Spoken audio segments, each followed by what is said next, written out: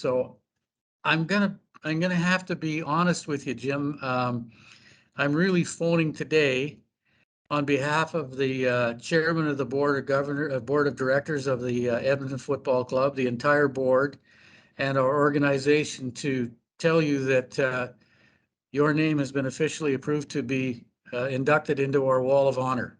So congratulations. Oh, wow. Oh, well, thank you very much.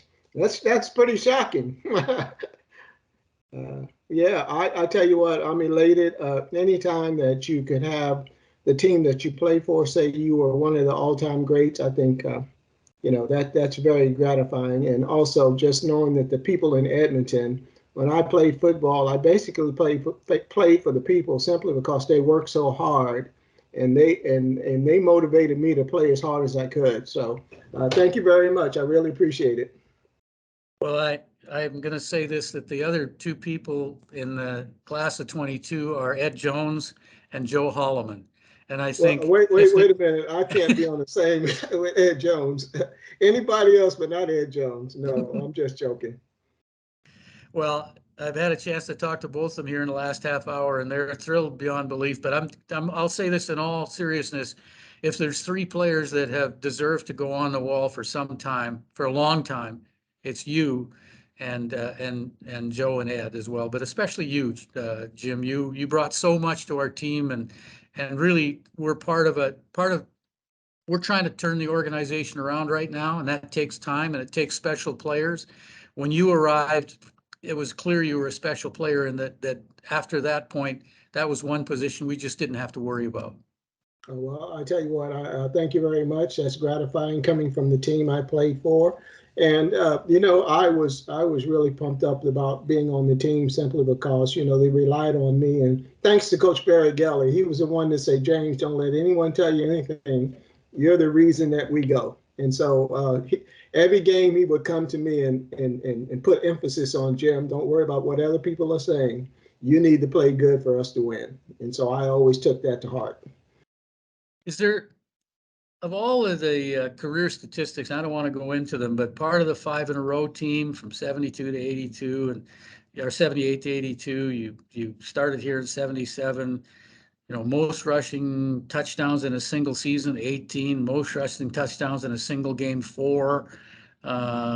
Fourth all-time rushing yards, still, in our record books. Fourth longest rush in CFL history, 96 yards. God, 96 Oh, really? yards.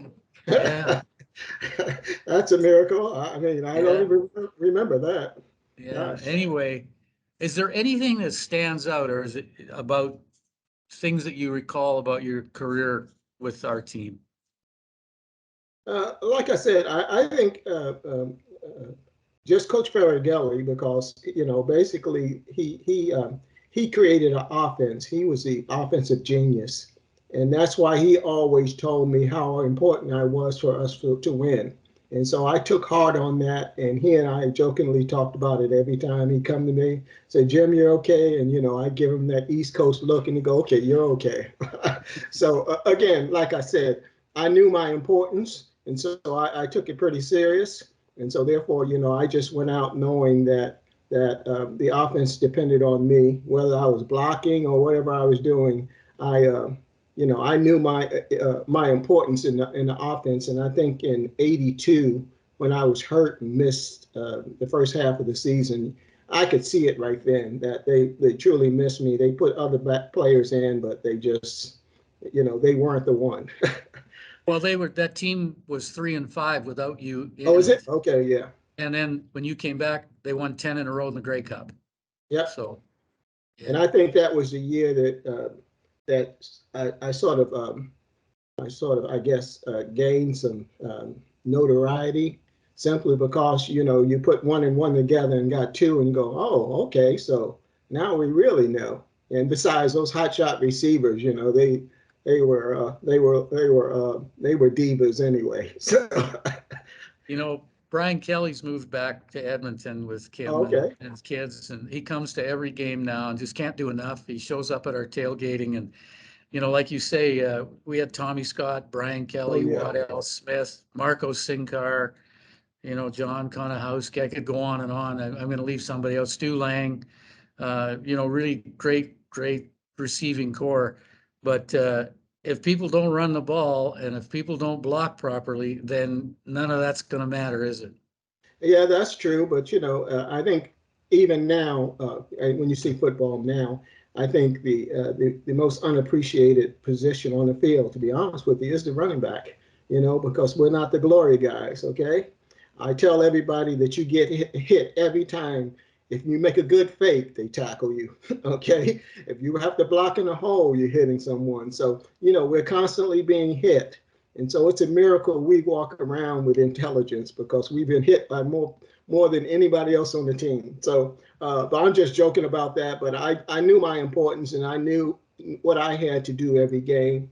And so, my goal was to make sure that I put the best version out there. And I laugh sometimes because Warren would, I look at him and I go, oh my goodness, I'm not going to get the ball today. So I guess I better block.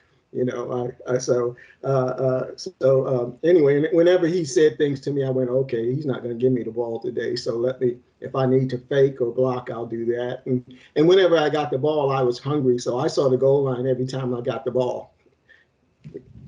But you were here when Tom Wilkinson was the quarterback and Warren Oh, Moon. So they say you look at Warren Moon and watch him throw, you think, well, I'm running back. I'm not going to see the ball. But if you look at Tom Wilkinson, you think, I'll probably see the ball a lot. yeah, I probably will. I'll tell you a story about Wilkie. I was thinking about him the other night. The very first time I met him, I came up to training camp and, we had came off the field for practice. So I see this grubby dude back there and I'm like, okay, so I took all my dirty clothing that you put into a net and I threw it at him. And he looked at me and threw it back at me and we kept throwing it back at each other. I thought he was a trainer. So, so that was amazing. So I had a great relationship with him as well. So yeah, but my first incident with him is I thought he was a trainer. He was so old. I'm like, there's no way in the world that guy could be the quarterback. He can't even see over the desk. But I tell you what, he was one of the greatest quarterbacks I've ever played with. Yeah, he's a wonderful guy too. Still lives here and Oh, yeah, does he? Okay, that's yeah, cool. yeah. Still comes to the games when he can, and yeah, he's like a lot of football players. He got banged up when he was young, and so he's kind of struggling a little bit to move around. But he goes to golf course, works at a golf course, I think, and a big part of our community, and stayed here his whole life too. So Yeah, I know. And he finally grew into his body. He yeah, looked that old 50 years ago. So, Jimmy, I always think of you as a player from New Mexico, but really you're a kid from New York, and yeah, out of New York City, and I tell everyone, yeah, we play football too, and I brag about it because I played at a high school with 13,000 boys. So I went to a school called DeWitt Clinton High School, and it was all boys school. And I remember that it wasn't we were in a poor neighborhood, and I tell everybody to this day that I used to play with a leather helmet. And they go, wait a minute, you're not old enough to play with a leather helmet. But we played with leather helmets, and you did not get a regular helmet until you were a senior. So I played with a leather helmet all my life. And the very first time we had a scrimmage as a senior, someone hit me and rattled me. And I went back to the trainer and I said, give me back my old helmet. So I broke tradition and played with a leather helmet all my career in high school. good Lord. Well, And you were a drafted player too in the National Football oh League. yeah, I was drafted pretty high, and I was the 33rd player picked in 1975. And so, I hurt my leg in St. Louis, and then they traded me around. So, I remember Ray Yock called me about playing because I wasn't going to play anymore. And I was going to go to school, finish school. And Ray Yock said, hey, Jim, have you ever considered coming to play in Canada? And I said, not really. I said, hey, I was at Dallas. First of all, I was a high draft choice. So I'm sort of like, I'm a little bitter because I haven't made a team. I know I'm good enough to play, but, I'm just going to go out and just get a job like everybody else. And Ray Yock says, well, I tell you what, I can't remember the dollar amount, but he gave me a signing bonus. It was pretty substantial. And he said, listen, Jim, I'm going to give you this bonus. And if you ever play again, I want you to play in Edmonton. Hell, I never knew where Edmonton was. I said, okay. So I think he gave me 15 grand. I'm like, hey, yeah, this guy giving away money, I'll take it. And so I remember coming up to the season, my wife said, hey, remember you took that money from the team in Canada. I said, hey, what are you talking about? She said, you took that money from the Edmonton Eskimos. I went, oh, I did.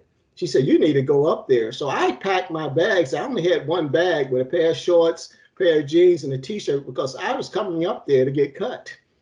Okay. And And keep so the 15. Excuse me? And keep the 15 grand. And well, yeah, that 15 was gone. So I came up there expecting to get cut. And what's so funny about it is that, and I wound up in training camp, and the very first scene I came in, we practiced on the south side of the team near the airport.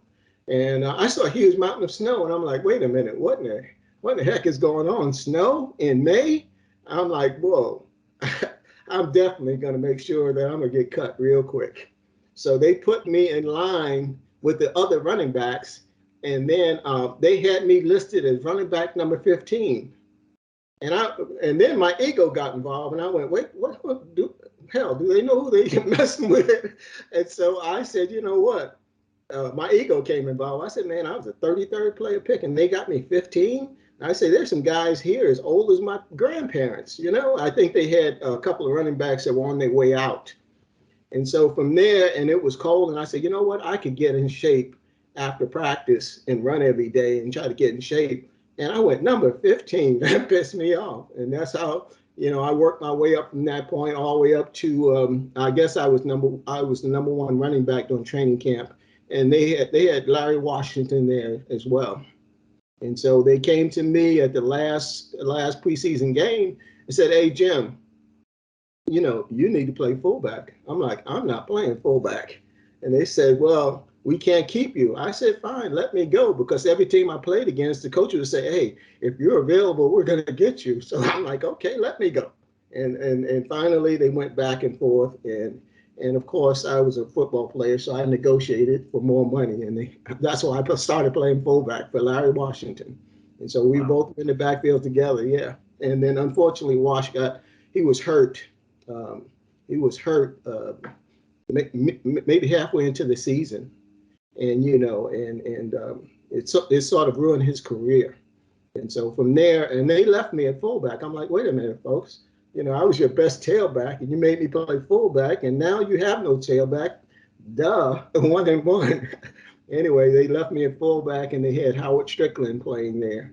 And I remember blocking for Strickland and telling him, look, man, you need to run the ball. You stop running out of bounds. I'm not here for you to run out of bounds. So anyway, make a long story short, the following year, they put me at tailback in history from that point forward.